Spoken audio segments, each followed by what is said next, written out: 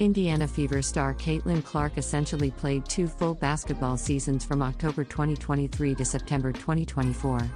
She was not alone in this endeavor, as every player in the 2024 WNBA draft class experienced the same challenge. In fact, all WNBA draft classes face this issue due to the overlap between the WNBA draft, the subsequent season, and the conclusion of the NCAA season. It would be understandable for Clark or any other player to express frustration over this demanding stretch of games, especially considering the toll it takes on the body. However, during her appearance on the January 2 episode of New Heights with Jason and Travis Kelce, Clark shared her perspective on why she refrained from complaining about the over 80 games played in a single calendar year. "My transition from high school to college was peculiar because of COVID. I wasn't even sure when I would enroll in college," Clark said when asked which transition had been more challenging, high school to college or college to the WNBA. She recounted how her freshman year at Iowa involved sharing a dorm building with her teammates as well as Iowa football and men's basketball players, an arrangement the Kelce brothers found enjoyable. She added, "Clearly, moving from college to the pros is unusual due to the short time frame. It feels so compressed, and there isn't much time. At that point, it is what it is. Everyone has to face the same situation," Clark remarked. "So, I told myself, there's no point in complaining. Everyone is experiencing it, it's not any different." In their 4th matchup of the 2024 WNBA season, the Indiana Fever overcame the Chicago Sky with a 100-81 victory. Rookie sensation Caitlin Clark achieved a career-high 31 points, leading all scorers and contributing 12 assists. She became the first player in league history to score over 30 points while recording 12 assists in a single game. With this win, the Fever claimed the season series 3-1. The Sky began the game with intensity, establishing a 21-9 lead midway through the first quarter and appearing poised to dominate. Yet, Kelsey Mitchell and Lexie Hull helped Indiana narrow the gap to 26-23 by the end of the quarter. Clark then hit a three-pointer to tie the game at 29-29 and followed with another to take the lead. From that point, the Fever took control, eventually building a 10-point advantage. Although the Sky kept the game competitive throughout the third quarter, Angel Reese and Michaela Onyenwere each accumulated 4 personal fouls, hindering Chicago's defensive performance. Clark successfully converted 5 of 9 attempts from beyond the arc and went 10 of 11 at the free throw line. Mitchell contributed 23 points while Nalisa Smith recorded 14 points and 7 rebounds. Hull maintained her impressive shooting form, making 3 of 4 three-point attempts and ending with 1 points. Reese notched 10 points and secured 11 rebounds, achieving her 23rd double-double of the season, thereby breaking the WNBA rookie record previously set by Tina Charles. Michaela Onyenwere led the Sky with 20 points, and Lindsay Allen added 19 points along with 4 rebounds and 6 assists. Camila Cardozo also contributed with 10 rebounds. The Sky were without their leading scorer, Chennedy Carter, 17.2 points per game, who was absent due to health and safety protocols. Chicago missed Carter's tenacious defense against Clark, although Diamond DeShields attempted to fill the gap with an aggressive play against the Fever star late in the fourth quarter. Indiana improved its record to 16-16, achieving the 500 mark for the first time this season and surpassing the Phoenix Mercury for the number 6 seed in the WNBA standings. The Fever finished 3-0 against the Mercury this season, securing the tiebreaker. Since the Olympic break, the Fever have recorded a 4-1 performance and won 8 of their last 11 games. Chicago now holds an 11-20 record, maintaining a slight lead over the Atlanta Dream for the number 8 seed, the final playoff spot in the league. The Sky have struggled, losing 5 of their last 6 games since the Olympic break. The 2025 WNBA season promises significant changes, as 7 teams will be led by new coaches, including Caitlin Clark's Indiana Fever. In this context, Fever guard Lexie Hull shared her aspirations for the upcoming year. In an interview with Winsider, Hull expressed her desire to build her role within the team.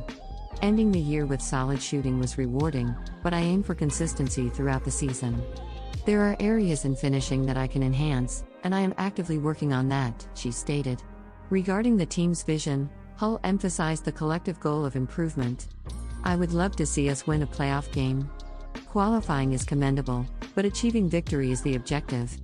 It's always the goal," she remarked. aligning with Caitlin Clark's ambitious declaration for next season, where she expressed the intention for Indiana to be championship contenders.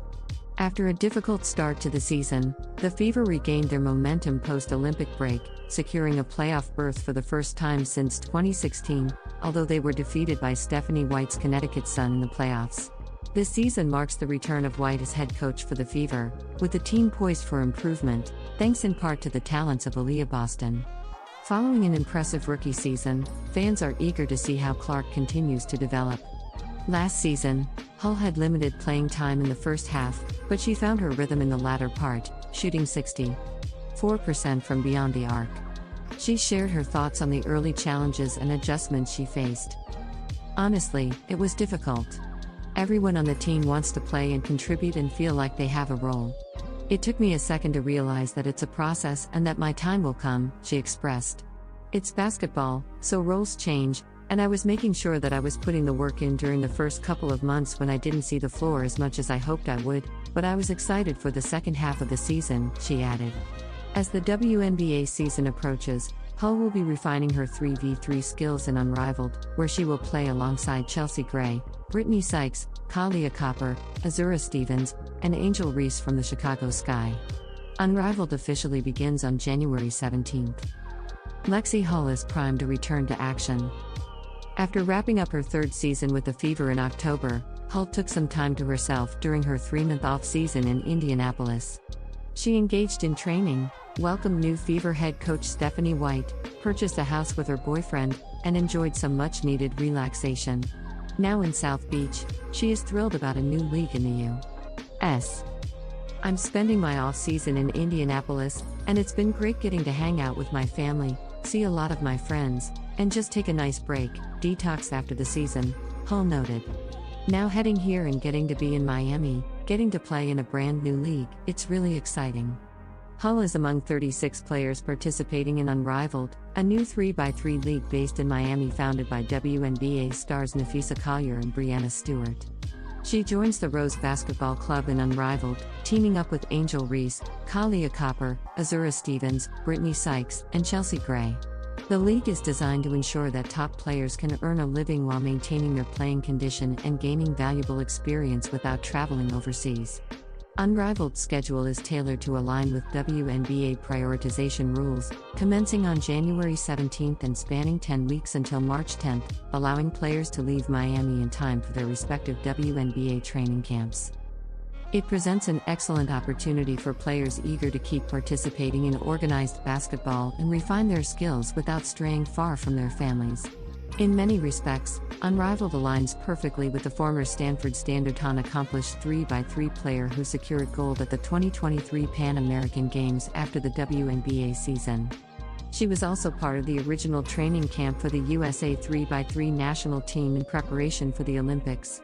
Hull, who began her WNBA career in 2022, has never played overseas during the off-season. Instead, she participated in Athletes Unlimited, a 5-on-5 league that operates during a similar timeframe as Unrivaled, for 2 years and served on their player executive committee before opting for the new league.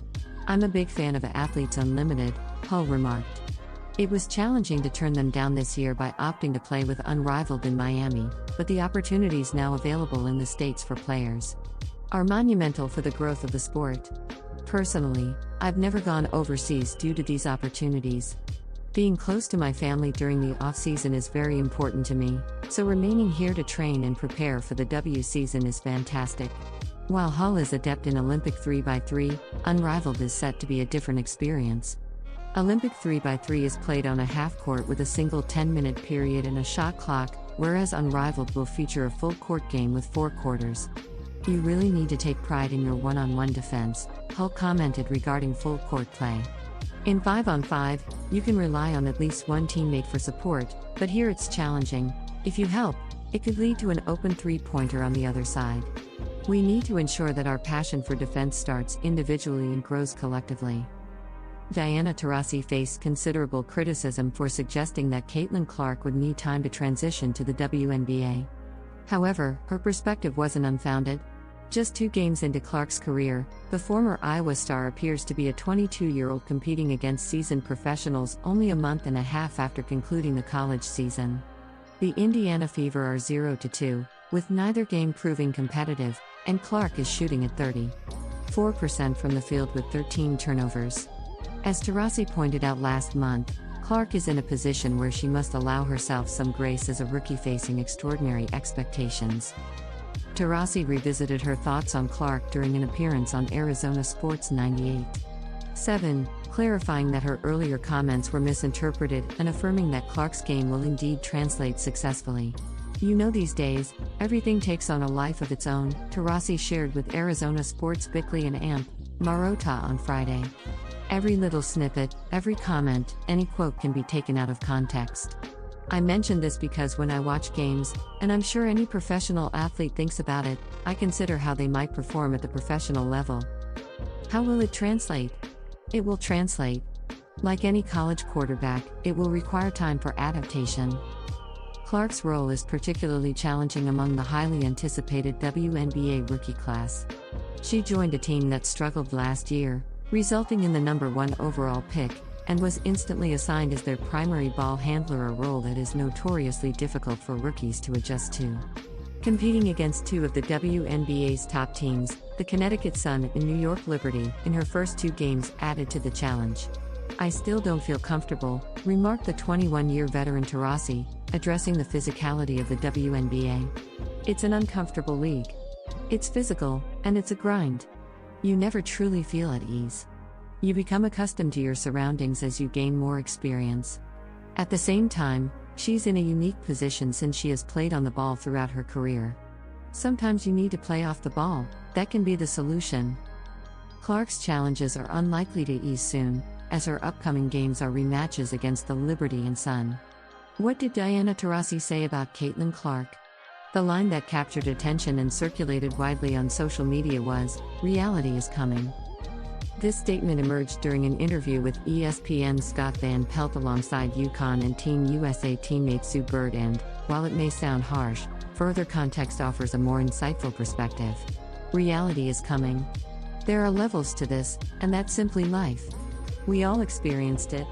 You see it on the NBA side, and you'll witness it here as well. You may look superhuman playing against 18-year-olds, but you will face grown women who have been in professional basketball for years. I'm not suggesting it won't translate. When you excel at what you do, you will continue to improve, but a transition period is inevitable. It's essential to allow yourself some grace as a rookie. For some, it may take a little longer.